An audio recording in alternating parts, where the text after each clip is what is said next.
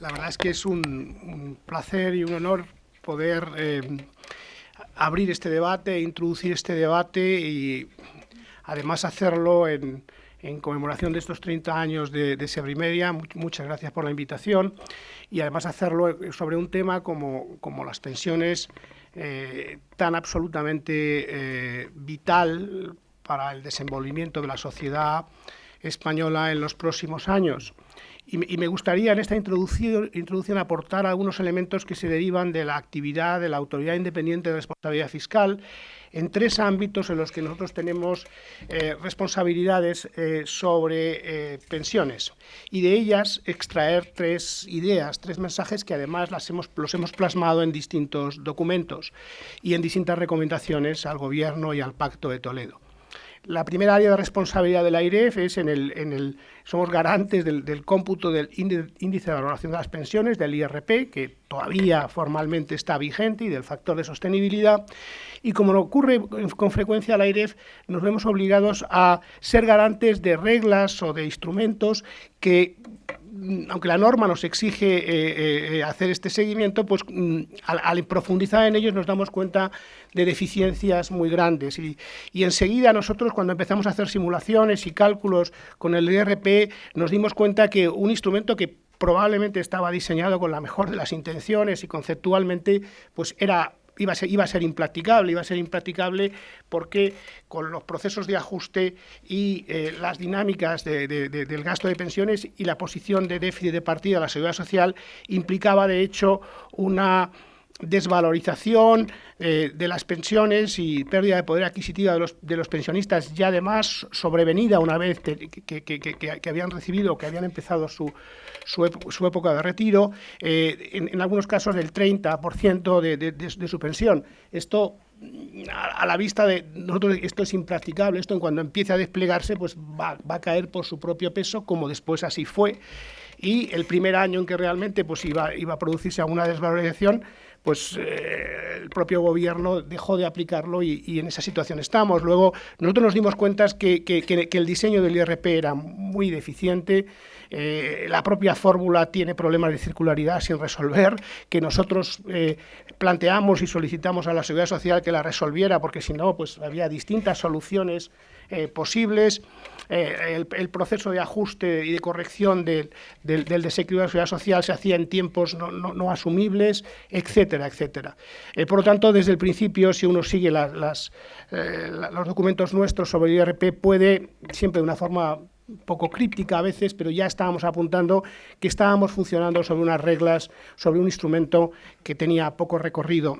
Y este es el problema, de que el instrumento tiene recorrido y nos falta otro marco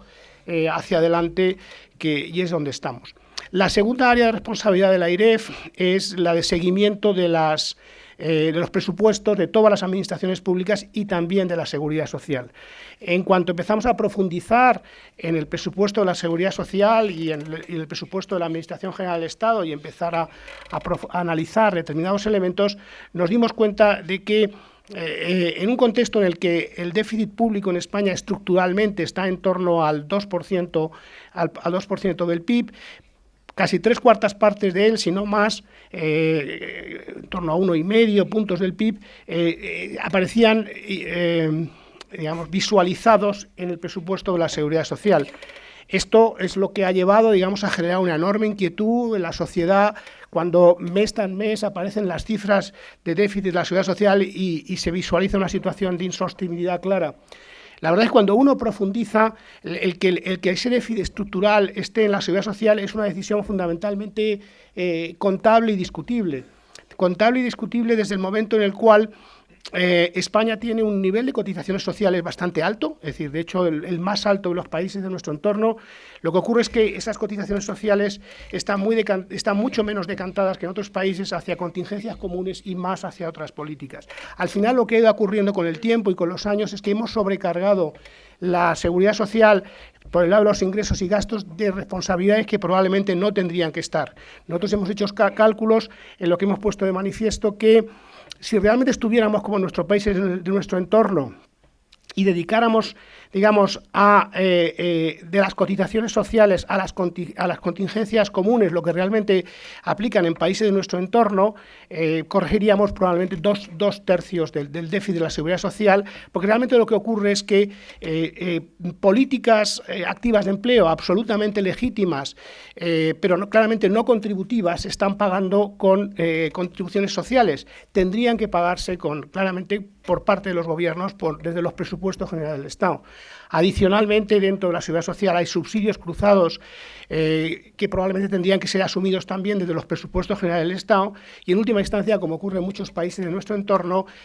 los costes administrativos de la seguridad social, que son casi 4.000 millones de euros, deberían también ser probablemente sufragados de los presupuestos generales del Estado. Cuando uno si trasladara todo esto a los presupuestos generales del Estado, la seguridad social no está en déficit, estaría probablemente en una situación de equilibrio, sino de ligero superávit. No hemos arreglado el problema del déficit público, pero lo hemos situado y visualizado donde realmente está. Porque a veces lo que ocurre es que terminamos, es fácil decir, no, que esto lo arregle el Ministerio de Trabajo, pero el Ministerio de Trabajo no tiene apenas palancas. Y si tuviera alguna, que sería subir todavía más las cotizaciones sociales, pues realmente España está a niveles ya muy altos y con un coste sobre el factor trabajo probablemente no asumible a ir mucho más allá. Por lo tanto, el que se visualice, y esa es la recomendación que hemos hecho nosotros al Gobierno, el que se visualice ese déficit público donde debe estar, que son en los presupuestos generales del Estado, facilita el buscar soluciones por el lado de los ingresos y por el lado de los gastos, y eso es responsabilidad del Gobierno. El que se visualice en la seguridad social es una forma, digamos, de desviar el centro del problema y desviarlo de donde realmente están las palancas de actuación. Y la tercera área en la cual la IREF tiene responsabilidades y su ley orgánica tiene un artículo explícito donde nos pide que analicemos justamente la sostenibilidad de las pensiones de una perspectiva de largo plazo. Cuando abordamos este tema nos encontramos con una situación, y esto nos ha llevado varios años de trabajo, casi la mitad de nuestra vida, que es ya corta, que es todavía corta. Nos encontramos con que al analizar la situación de medio o largo plazo de las pensiones, los mimbres sobre los que se habían hecho gran parte de los estudios eran muy débiles. Se fundamentaban en gran medida en proyecciones de población, que son fundamentales, que elaboraba el INE, que básicamente asumían una japonización completa de la economía española, una pérdida de población significativa y una reducción. Gran parte de los estudios de pensiones que han presentado una imagen más, digamos, preocupante, suponen, para que se hagan ustedes cuenta, suponen que de aquí al año 2050, si en este momento en España hay aproximadamente 32 millones de personas en edad de trabajar, estaríamos hablando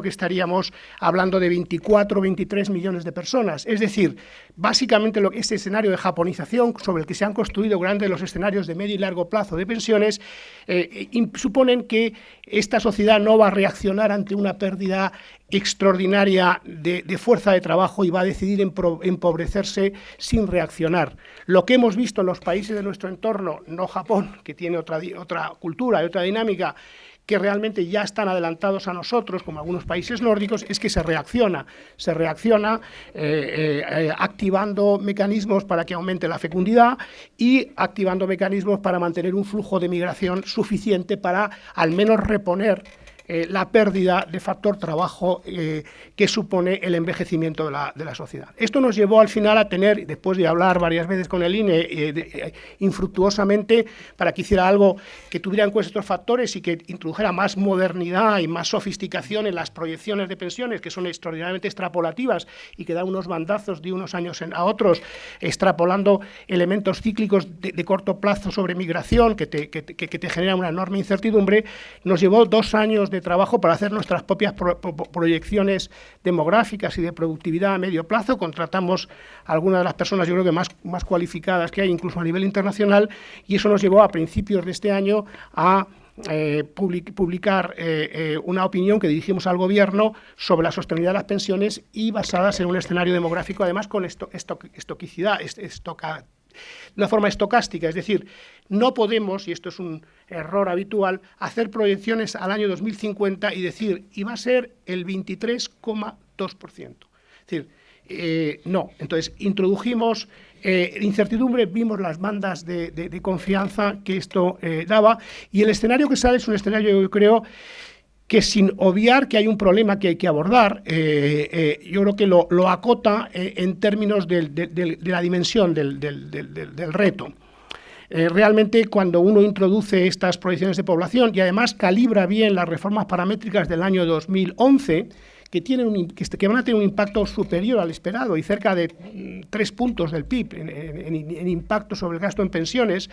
y tiene en cuenta esos efectos, la dimensión, digamos, del problema del envejecimiento sobre las pensiones en España, asumiendo, por cierto, en todos nuestros ejercicios que las pensiones mantienen el poder adquisitivo, porque yo creo que es el escenario razonable, dado el consenso que existe en la sociedad, nos lleva a situar el problema de pensiones en torno a 3 puntos del PIB, de aquí al pico máximo del año 2048-2050, en torno a 3 puntos del PIB, 2,5 puntos, 3 puntos del PIB, con una banda de confianza. Esto puede ser un punto más, un punto menos, o un punto más o menos, pero me estoy centrando en el escenario central, en el entendimiento entre todos que esto tiene incertidumbre considerable. Pero centrémonos en el punto central del rango. Estamos hablando de un problema de unos 3 puntos del PIB. Hemos visto proyecciones anteriores basadas en este escenario digamos, de empobrecimiento máximo de la economía española sin reacción, que nos hablaban de problemas de 6, 7, 8 puntos. Claro, es que si realmente pierdes 8 millones de personas en el mercado de trabajo y no haces nada, efectivamente el resultado podría ser ese. Bueno, a partir de ahí, de esos 3 puntos en que acotamos el problema de sostenibilidad de las pensiones a medio plazo, también planteamos algunos ejercicios para ver cómo abordarlo, en el entendimiento que eso no nos corresponde a nosotros. Nosotros somos una institución técnica independiente, nuestra función es dar datos, dar estimaciones, poner los datos más objetivos y de la mayor independencia posibles y dar opciones para que después, en este caso el Pacto de Toledo y el Gobierno, tome las decisiones. Y lo que sí hicimos es, con los instrumentos cuantitativos y de simulación que hemos desarrollado, que yo creo que están en el estado del arte, de lo mejor que se puede hacer en este momento, vimos que profundizando en las reformas paramétricas del año 2011 se corrige gran parte del problema. Una parte muy importante de estos 3 puntos se neutralizan. Por una parte, si la edad efectiva de jubilación se va acercando a la edad de los 67 años, desde los 62,7, 63 años en los que estamos ahora, si nos vamos a los 67 años,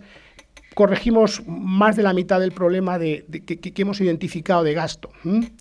Y después, si seguimos avanzando en ampliar la base de cotización de los 25 años en los que vamos a atender a toda la vida laboral, corregimos otra parte muy significativa. Y, por lo tanto, y estas reformas paramétricas del año 2011, a diferencia de la del año 2013, que inciden fundamentalmente sobre los que van a entrar, y por lo tanto no sorprendes posteriormente a alguien que ya tiene una pensión y que de una forma sobrevenida le pueden venir reducciones de su poder adquisitivo o de su tasa de cobertura, son mucho más aceptables, son mucho más razonables, se manejan mucho mejor desde el punto de vista de la planificación de los agentes económicos, y lo que sabemos por los países de nuestro entorno es que tienen una mucha mayor aceptabilidad y dentro de la sociedad y dentro de los distintos agentes. Por lo tanto, nosotros pusimos encima de la mesa estas simulaciones donde, al mismo tiempo que cuantificábamos la dimensión del problema de sostenibilidad, aportábamos varias soluciones que lo abordaban. Y quizá, por terminar, yo diría que nuestro mensaje es: el tema de la sostenibilidad de las pensiones hay que abordarlo, es un tema importante, es un tema manejable en dimensión, dentro de los parámetros y del marco que tenemos en este momento, pero efectivamente las decisiones hay que tomarlas con tiempo, como se tomaron decisiones en el año 2011, que han tenido ya efectos significativos y lo están teniendo ahora, para mantener además tasas de cobertura que pueden estar por encima del 50% en los ejercicios que nosotros hemos hecho,